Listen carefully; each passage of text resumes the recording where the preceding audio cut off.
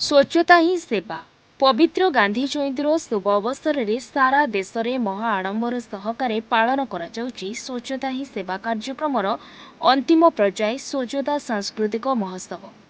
सुंदरगढ़ जिला राजगांगपुर पौरपालिका पक्षरु गत सेप्टेम्बर मास 17 तारिख आरंभ होइतिबा स्वच्छता ही सेवा कार्यक्रम अंतिम पर्याय स्वच्छता सांस्कृतिक महोत्सव 24 स्थानीय कम्युनिटी सेंटर अनुष्ठित होइछि।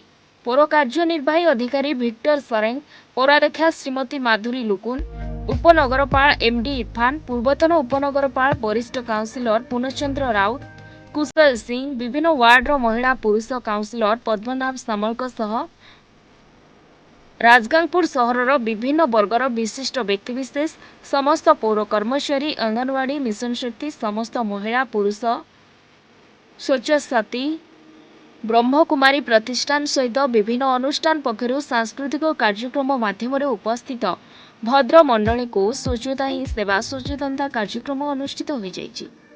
राजगांगपुर सरोज मिश्रଙ୍କ रिपोर्ट न्यूज एट ओडिया।